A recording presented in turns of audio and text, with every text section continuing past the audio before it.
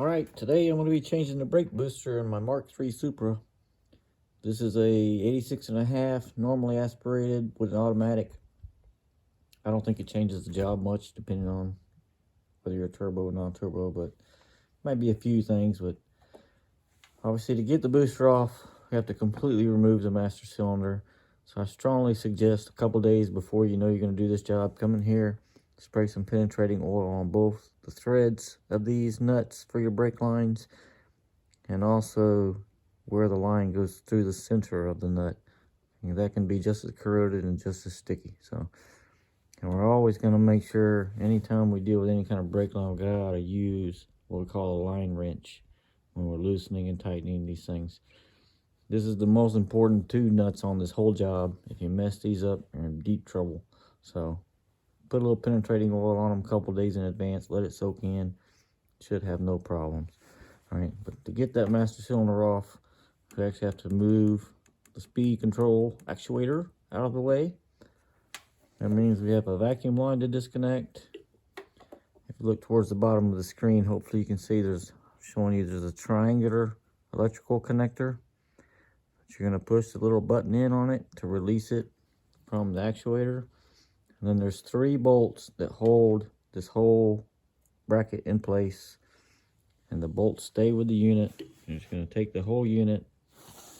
Here's where your electrical connector goes. That's where your vacuum line goes. And we're just going to sit it out of the way because we don't need it in the way. And honestly, you're not going to be able to access the 2 bolts on this side of the master cylinder anyway. So before we start loosening any of this up, you need to remove the cap, obviously. It's the same thing. To disconnect the electrical connector, you gotta push this little button in here to disconnect this. And I remove the cap because we need to drain all the fluid out of here. And to get it all out, you're really gonna have to remove this filter. So you can be able to take a hose and put it all the way in the back to get to the lowest point of this reservoir. Okay, once you do that with it's like a vacuum pump like I used, you'll be able to get almost every bit of that fluid out. Once you take that out, disconnect your 2 brake lines completely, unthread them all the way, and then take off 4 bolts that hold, 4 nuts I should say, that hold the master cylinder to the brake booster. Okay. One of those nuts is also holding this little bracket which holds onto the wire going to your float. Okay, at this point everything's loose. All I need to do is remove the whole master cylinder. So I got to lift up on this front brake line, start to work the unit out, and then it'll be free of the rear brake line. Okay, almost you see I have all this towel underneath here because you're gonna lose brake fluid, guys. Protect your paint. Don't drip this crap on anything.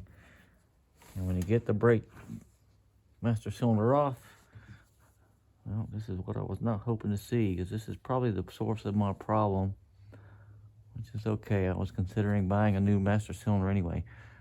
But you can see, look at all the fluid that's in the back of my master cylinder. This is probably what's causing the problems with the brake booster itself. So, getting brake fluid down inside that reservoir. Oh yeah, I'm going to show you a better picture, or try to anyway. Very wet down inside where the shaft of the master cylinder is. See if I can get you a focus on that. Down inside there, it's full of fluid. Now, it sure doesn't seem to be leaking anything out of my reservoir, but obviously it is a little bit. So when I change the booster, I'm going to obviously put a new master cylinder on because this one's toast. But anyway, to get the rest of the booster all the way off, on the engine side, the only thing we have left to do is to remove the hose, okay, from the inlet.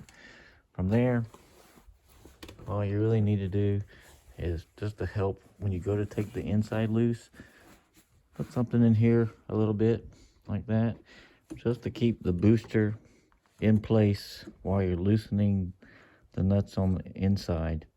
Okay, that'll just keep the booster from falling down on you into the engine bay. Now, next thing is going to be moving to the inside of the car first step there is going to be removing this panel. Okay, see if I can zoom back out a little bit. Okay, there's one, two, one, two, three, 4 screws that hold this panel on, but there's also 2 underneath here that you have to take out. And once you take all that loose, you're going to have to slide the hood release mechanism out from the panel as well. Okay, so the hood release will stay there, but your panel, you'll be able to move it all out of the way.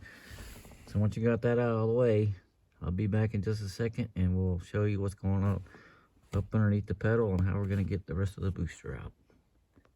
Alright, this is pretty awkward trying to film, but to take loose the rest of the booster from the inside, we need to remove this spring from the pin. Okay, just pull it loose. We need to pull this pin out right here. I'm not sure how hard that's going to be. Might need some help.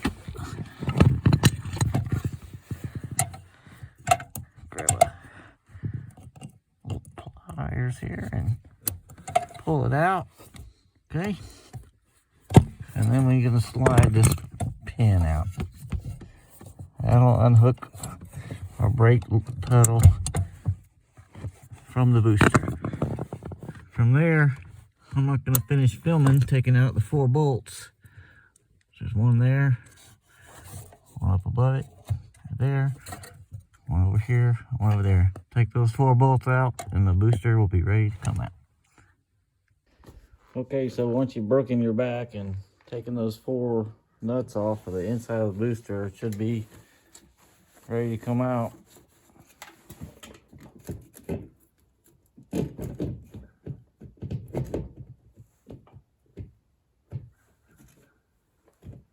Hopefully. Wow. Oh, it's so close.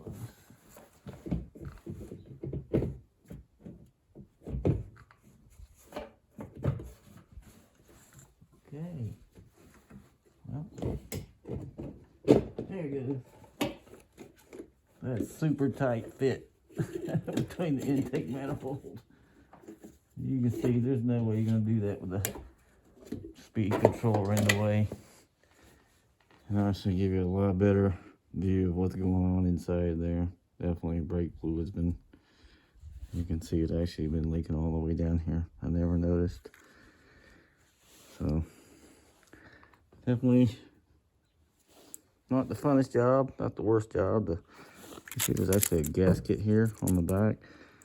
That's supposedly made for, oops, this is pouring out brake fluid out of this. Wonderful.